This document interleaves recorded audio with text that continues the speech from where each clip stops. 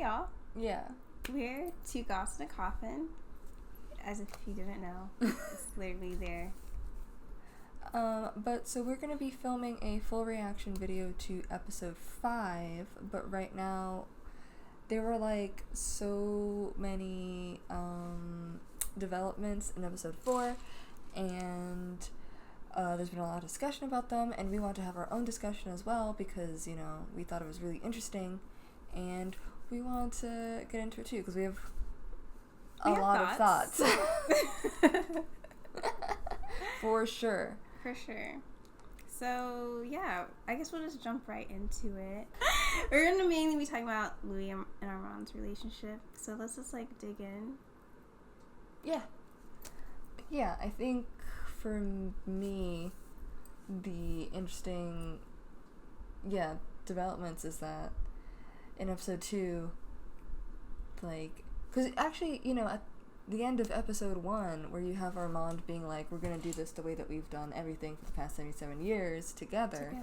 And then you have episode 2, and they're like, it feels like a dance. It's like this well-oiled machine, and they're like telling this whole story about how they met, and it feels very classic romance, meet cute, like, and then I saw him, and it felt like this, blah, blah, blah, and they're just... You say it. Yeah. You say it. It's so cute. And then this episode from the beginning, the first time they're prompted to answer a question about, specifically Claudia, they are interjecting, but to disagree.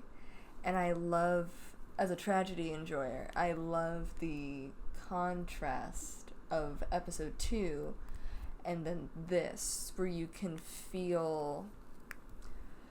It feels like... I mean, in episode 2, there was some lines where it felt like we're hearing them repeat something that they've said for decades. But this, to me, feels like... New territory. Well, not new, but like... It feels like we're hearing them bring up disagreements they've had for not centuries, decades. They're not that old. Yeah. But yeah, for decades. Yeah. Yeah. And this is the first time they've talked about this probably to anyone else. This is just stuff that they've probably been like, you know, they may have like been in disagreements before with just the two of them, but now they have a whole audience. It's literally an audience. They have this person they're talking to who is preparing their work to be published for an audience, and I think you can feel Armand trying to portray it one specific way and Louis being like, Actually, Claudia didn't like it.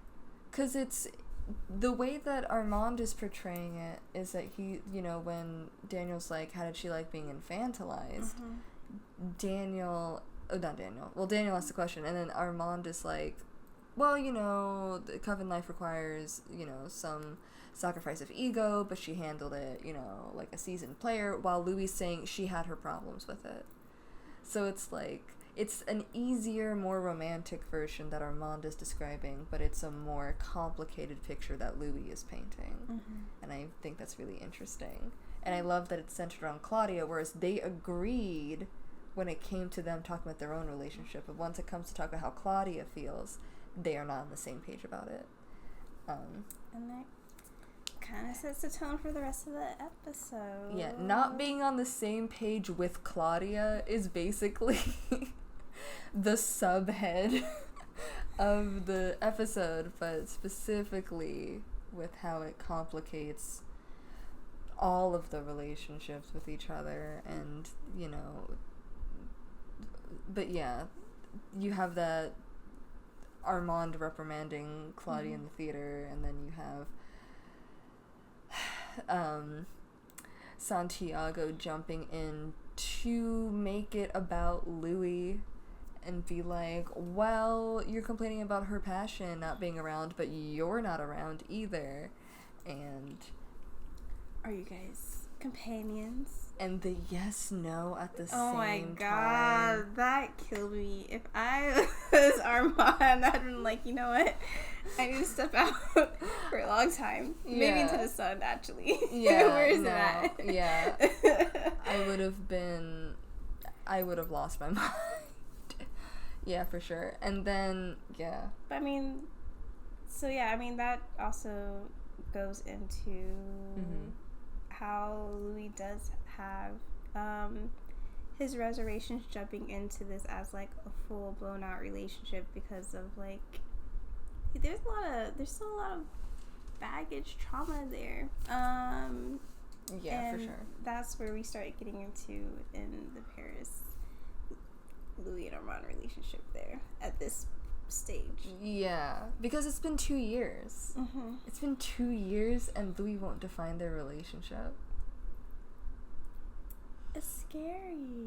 It is scary. It's scary. I'm like, I'm of course jumping between like POVs where it's like I know where Louis is coming from, and then from Armand's point of view, it's like Armand was ready to U-Haul it. Armand, the day he met him, was like, so we're getting married. And this is why I understand Louis, because I'm like, let's slow down. But 2 years is actually a long time. Yeah. 2 years is a little, but again, like there's that trauma holding him back. Yeah, and Armand is another powerful like vampire that just like Lestat was. So like that's you can't just Yeah, and I think one of the things that I see, I mean, I feel like this particular narrative device in the story is open-ended enough that there's a lot of different reads on what it is, but I think ultimately at the end of the day, what the Dreamstat, I call him Ghost Lestat too, so if I switch between them, I'm talking about the same thing.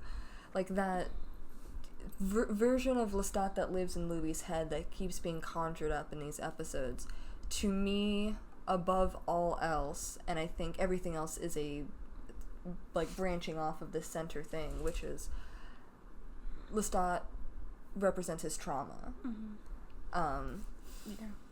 Ultimately, and so he's trying to get into this relationship with Armand, but the literal like psychic manifestation of his trauma keeps interrupting and holding him back from being able to actually connect with this person who he felt a deep connection with when he first met him, but there's that fear of falling back into, it's a reminder of like, this is what happened last time, are you ready to do this again, like, are you sure about it? And it's this big scary monster essentially that just shows up and like taunts him and mocks him for like even trying to have this relationship. I mean, it seems like it's ridiculous that he would even try and be in a relationship with Armand. Love? What? Yeah, the laughing at him and the mocking, like, I love you, when like Armand leaves, and it's really juvenile. Yeah, it's so juvenile and it's so taunting and mocking, and it's embarrassing. It makes his feelings for Armand something to be embarrassed about, and it keeps him from being. It literally is like keeping him from being present in the moment. And you can see in Dubai that when Louis is talking about this experience, that Armand is frustrated that was something he was having to contend with. He was having to compete with a ghost. Yeah. And not even like romantically. It's just like to be able to get to him, he has to try and get through this ghost first. That's putting a barrier between them. And that barrier like stays there the whole time. And it to me, I think was very, I immediately started drawing or remembering the line in episode 1 when Ghost Lestat like first appears, and he says like, I'm going to kill you, but I'm going to wait until you're happy. It's these moments of intimacy that like he comes in and he ruins, and it to me feels like a way that the show is talking about that when you've been through something traumatic, or like when you've been in like an abusive situation, you carry that. You carry it, and it can sabotage your attempts to try and form connections later on. Like it messes with the way that you're able to interact with those around you and form relationships again. Yeah. And it's so frustrating. And I think I felt frustration when I was watching some of these other Armand and Louis romance scenes because I'm like, I wish Lestat weren't there. Can he please go? Yeah, but also I think we're being made to feel what Louis is feeling in that moment, which is, I wish he weren't there so I could be here. And Armand is also frustrated. You can see that. He's like, I wish he also weren't here. Aww. So you could be here. Yeah. And then in that bedroom scene as well, Armand is like, I want you to come around more. And Louis agrees it's like an olive branch. Yeah, like, let me throw you a bone. It's not like he's so resistant. Because, I mean, like, it's obvious. Like, we know that he wants this with Armand. But also, like, there's just all this stopping him from fully being there. So he's like, okay, I can be here. I can come and, you know, join y'all for dinner. And he does, and that also goes away. Santiago. But I also think that was really interesting because, like, I think we talked about this before, that even just, like, the way that they were positioned at, like, the table, they were very... Armand wasn't sitting next to him. He was sitting in the middle of the table, surrounded by all the coven members. Being a leader.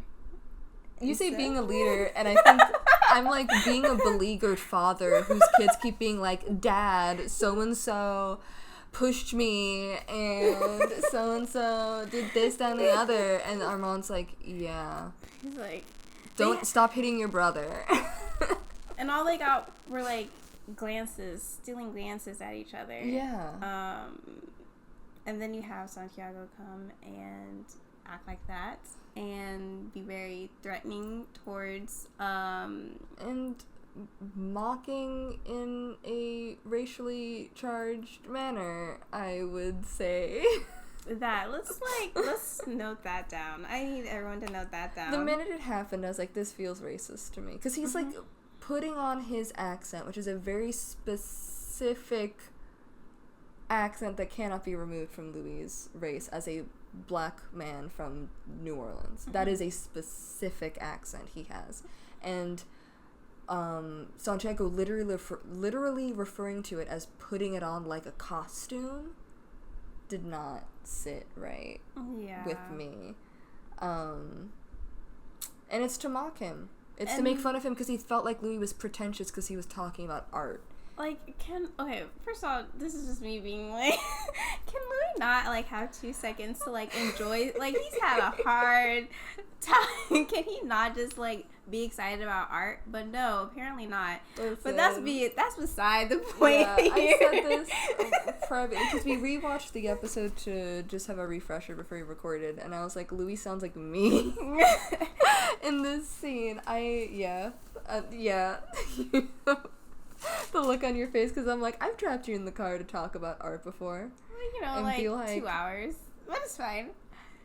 It's always a good time. And just you being I actually appreciate with Claudia. It. Yeah, I actually appreciate yeah, it. Sure. And I'm like, yeah, and also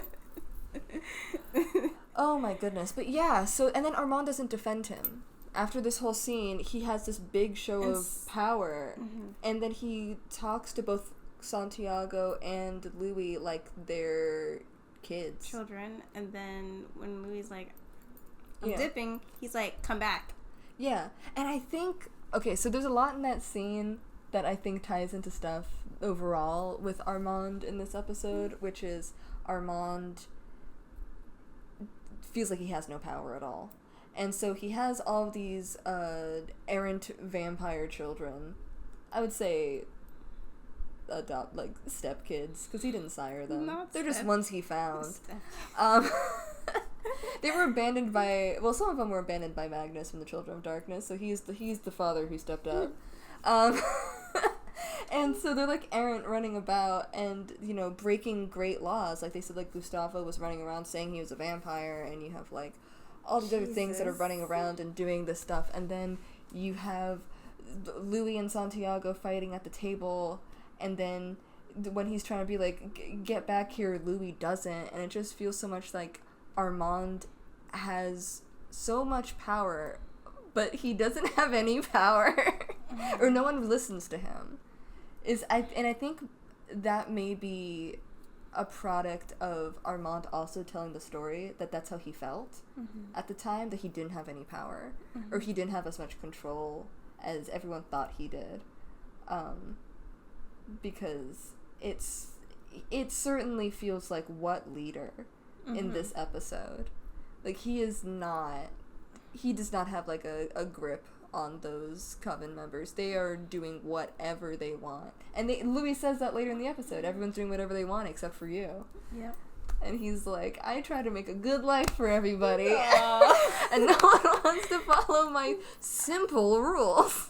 Simple rules. No one wants to play in my cult with me. Anyway. I love him. I love Armand dearly. I think everyone needs to know how much I love Armand. I also love Armand. There's something wrong with him, but that only makes me love him more. Then there's the apology, which leads to my favorite scene in the entire episode. The scene where I try not to cry, but it's fine. It's fine. But, yes, we come to the apology, and I think the way this scene is set up is really crucial to understand all of the other interactions with Louis and Armand for the rest of the episode, which is he is actually being level-headed at the beginning of this, where Armand is trying to give this big apology by breaking into this museum with Louis to show him all this art, because Louis loves art. So let's get a private tour. I'm gonna meet after you hours. And then Louis... Where you are, but Louis like, actually, these grand, like, gestures after all that, like, display of, like, power is not actually feeling great. It's reminiscent. Yeah, when someone. He says it's vintage Leon core, and then shines the flashlight, and you see Lestat like lurking in the back. And what I love is that they have Armand say like, "I don't like using my power like that," while only showing Lestat, because that's something Lestat would say, and they interpose it onto Lestat to really make that connection as clear as possible. That this is a repeat of a pattern. Of a cycle. And then leading up to the Louis saying, when Armand's like, "I'm not Lestat," and Louis says, "Well, who are you?" And then he leads them to the painting. And I love this scene is done so well. Assad does such a good job. I just love, in general, not even just like in regards to this scene, but in general, his like expressions, like the way he portrays like emotions and feelings is like so good.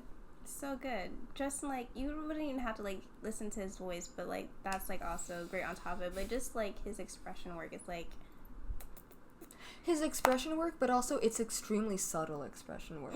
It's like he does it through this, he's telling the story with a mostly like level voice and a almost controlled face, but it's the way it's the way that the mask wavers and the way that his voice isn't totally it's just a subtle like the shakes and cracks that like reveal how much he's affected by telling the story. And I love I can't get over how he tells the story. He starts in third person because he needs a disconnect from his story, because it's really painful. And I never finished The Vampire Armand, but I did read like half of it. And I never read it. I'm not gonna act like I but I did read all of The Vampire Lestat, and both of those things have a part where Armand, well, I mean, the book The Vampire Armand is all Armand telling his story, but The Vampire Lestat also includes a version of Armand's story, and that's told in third person as well, because he doesn't actually say anything with his words. He shows it psychically to Lestat because he can't tell it. And he needs him to see it, so he just shows it to him because he can't speak it. And then he tells it to Louis, but the only way he can tell it to Louis is by talking about this version of him as though he's someone else, even though it's very clearly him. But then it's the switching between first and third person where it's so beautifully interwoven, and then it ending with Armand not answering Louis' question, but asking Louis the question of who am I? Because I don't know if Armand knows. He can't answer that question. When Louis like, who are you? Armand's like, wish I knew. And then Armand's saying, I can tell you what happened to me. And is that good enough to tell you who I am? Is that the same as telling you who I am? Anyway, the other thing is the way that Ghost Lestat continues in that scene as well, which is it's like Louis trying to maintain skepticism, because this is also another Lestat tactic of like in episode 6 of season 1, where Lestat tells Louis about his turning as like a bone, like to be like, here you go, you have some info about me, here's my tragic backstory. And Louis trying to maintain that skepticism, and he's trying to maintain that detachment, but you can see that through the Ghost Lestat standing next to him, that's looking at him in disbelief, like, I can't believe you're buying this. And then the harsh laugh that he gives toward the end of it, as like trying to like wake Louis up to be like, can't you see that this is like obviously a play at manipulation? But it's too late. In my opinion, it's too late. Louis already, because it like with so many things with Armand, it's two contradictory things at once. It is sincere and it is manipulative. He really wants Louis to know that so he can see him, but he is also saying it right now because he's hoping that it'll make Louis forgive him and love him. I mean, you got me, but yeah. It got me too. Anyway. Oh, the scene with Armand and Claudia, and then I can't believe this was one night. Yeah, I didn't realize that. It's one night. I'm doing the recap, so I rewatched the episode like 5 or 6 times already. And I probably did my second rewatch today. And I noticed now, but it's like one long night. Oh, one night. I forgot. I didn't realize that first.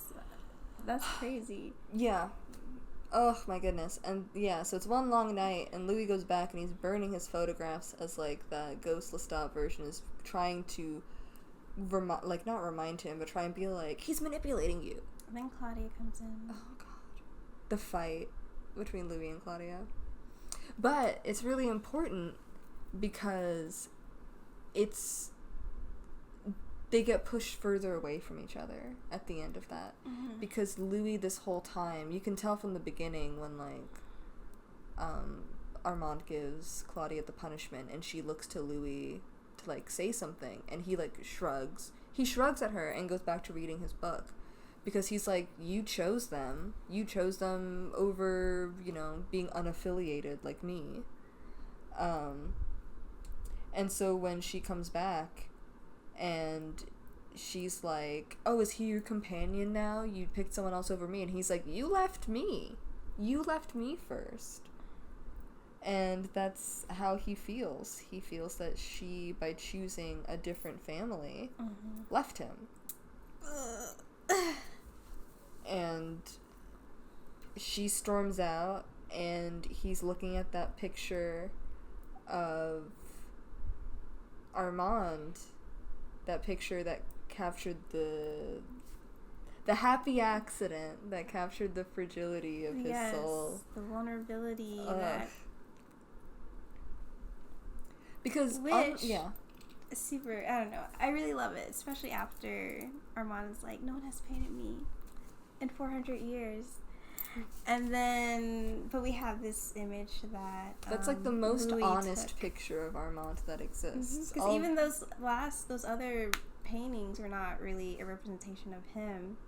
It ends with that, and that's so important. And then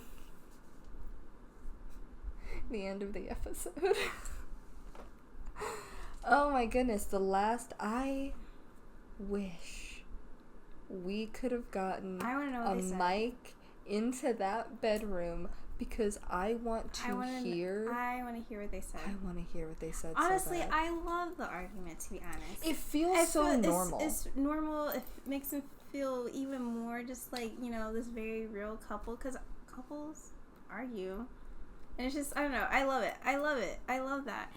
I want to know what they said. I want to know if they just told them to just, like, say whatever. Like, just argue in the background, y'all. Yeah. The la la la la la. Yeah, you can kind of hear him be like, "Ma," and then you can hear Louis saying, like, "Oh, you think I'm ridiculous?" I love it. So, if anyone watching this has the connection to let us know what happened, what was said. You want to slip it, my way, Yeah. Oh, I love it. And so the argument I brought up because it leads to the recording, which brings back the through line of Armand in this episode of being insecure, because on the tape you can hear after he attacks Daniel, Louis attacks Daniel, you can hear Armand being like, "It's morning." And Louis like, "Oh, I lost track of time." And you can hear Armand with a boy. You lost track of time with a boy. I was at home. And it cuts off when he says picking, and I'm like, my brain was like, picking up dinner. He's here on the floor. No, but it's like, it feels so much like while I'm out here doing stuff for us, or while I'm out here doing whatever, you're making connections with this young man. You're doing drugs with a random guy you met in a gay bar, and then telling him your life story. And it's like, he's sharing an intimacy with someone else, and he's like, and that's the 70s cut-ins throughout this whole episode are of Armand being like, what is it that makes you fascinating? Yeah. And so he's jealous of young Daniel, of like, why did he deem you worthy of giving his story? And then episode 1, unworthy in San Francisco, unworthy in Dubai. Oh. Wait, hold on. I hadn't thought back on that. I didn't until just now. I'm just talking.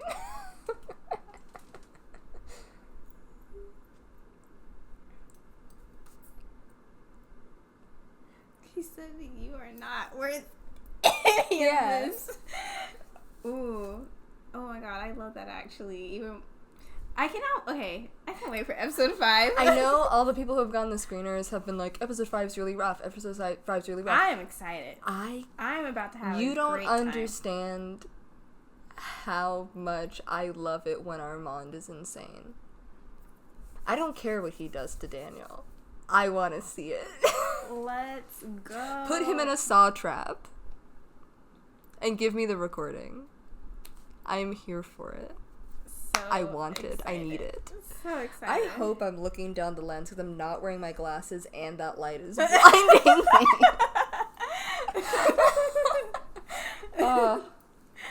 But yeah, so like, yeah. I don't know, this episode was really good. And yeah. I don't know, Louis and Armand's relationship is so special to me. And it's just been really interesting seeing how it develops, and yeah, I don't think I've ever seen a relationship on TV between a like queer interracial between two people of color like relationship that is this complex and this fleshed out, and both of the characters are so fully realized and both portrayed as well as they're both portrayed, and you can feel all of the individual characters' motivations and how those motivations gel with each other and do not gel with each other. And it's so fascinating to watch it unfold. And the way it's unfolding, where we're seeing it come together while it's coming apart. And it's so beautifully told. And I mean, it's gonna hurt me. It's hurting me. It's hurting me currently already. While at the same time, I'm like, yes. But also, you said like everything that I'm feeling. I've been feeling, and why I've been so excited to see how this like relationship was going to play out. And now actually getting to see it, realize I'm just like, ooh, there's a lot of feelings happening. I always, whenever a secondary relationship is introduced in a show, I always worry that it's not going to be as good as the first one. And it's going to feel like a secondary relationship. But the minute Louis and Armand showed up as Louis and Armand, not Louis and Rashid, it was like electric. And even when they're not agreeing, it's still electric. They're like so real. I love that since they are so complex, and get to be fully like realized characters. It's just like. Mm-hmm. It's so real. It's so messy in a realistic way. And it's, to me, I'm like, the attraction is there. The chemistry is there. You can feel the love they both have for each other. It's there. Because if it weren't, none of this would work. Mm-hmm. None of this would make sense. And none of this would be an issue if, like, one of them didn't love the other to such a degree. And this episode really... It brings it together, but it also shows how it makes it messy, but in a way that makes it so interesting as this narrative to like watch and see it play out. It's so interesting, and I keep being like, even though I've read the book, I'm like, what happens next? Right. I want to see what happens next because it's so like refreshing and so like engaging as an audience member. It's so good, and I love how it develops, and I love but I still consider the culminating scene, which is the bench scene. And this, you can feel seeing each other, like they're both like seeing each other, and the way that this trading of power in a way that you feel that they're still doing in Dubai, because when we meet Armand, he's pretending to be Louis' servant, but he's more powerful than he is, but he's a servant to him, but that is a bit of play that they've agreed on. That he will pretend to be subservient. And that is, however, they decide that moment on the bench in Paris. Right. That is what their deal is. That Louis is in control because they've agreed that Louis is in control. I think that's important to also. Yes. They're like that because of the verbal agreement they have made that is how it's gonna be, not because Louis suddenly has more power, I'll say more material power than Louis. He has a lot of emotional power in that relationship. He has a lot of soft power. But that's different than much different material power. Exactly. But Armand is willing to concede to that emotional power. But because he agrees to concede to that emotional power. And it can also be revoked anytime. That's... But so, Louis also... And that's why it's a soft power. Yeah. Because, like... But Louis is so positive it won't be revoked. Yeah. And that's important to know. But Louis is positive it won't be revoked. Is that reality? We'll find out in the next 4 episodes. Because I don't know. Because Armand said in episode 2, I will not harm you, and I never have, but we'll see how Armand defines harm. Because they may define it differently. Who's to say? Wow. Anyways, they are destroying me in the best of ways and the worst of ways in every way. And it's so over, but also we're so back. I don't know. whatever the kids say. Yeah. We just had to, because you don't understand what our Discord chat looked like after that episode aired. It was a mess. Crazy. And Craziness. I've seen a lot of people say certain things, and I'm like, I have so many thoughts. So many thoughts about it, because it is a complicated episode, and it is really complicated emotions, but so we wanted to talk through it. Yeah, because there are these moments in there that really, I think, hammer home what the narrative beats of this episode are, because they set up what the narrative beats of the next. Mm-hmm. This episode, to me, felt like it sets up what the conflict is going to be for the remainder of the episodes. Okay. Yeah, so I think the easier way to say what I'm trying to say, so I'll cut me saying it the complicated way, is the dynamics of this relationship set up what a lot of the conflicts are going to be for the rest of the season, and the issues and and all of that jazz. It's going to be crazy. But I think it's really important to understand what happened here to understand what's going to happen in the future. Yeah. And we're going to find that out soon, with episode 5, and we'll be doing live reaction again with that one, live reaction and discussion afterwards. So tune into that. We also will be posting our review and recap for this episode in written form on our blog, on our website. So check that out as well. And also be sure to check out the rest of our socials: TikTok, Twitter, Instagram. We also have a website. Yes. The website. Yeah, where we put all our reviews and little article things. We put it up there. Yes. It's all 2 Goths in a Coffin. The links will be in the description, so you can look at those and go to them if you want to see them. And then we also want to know what content you wanted to see from us in the future. Yeah, especially after Interview with the Vampire ends. We have some ideas, but we are also very open to hearing what y'all would like to see. So yeah, thanks for listening to us talk about the show. We obviously we obviously have a lot of thoughts about the show and what happens on it. So yeah, thanks for watching.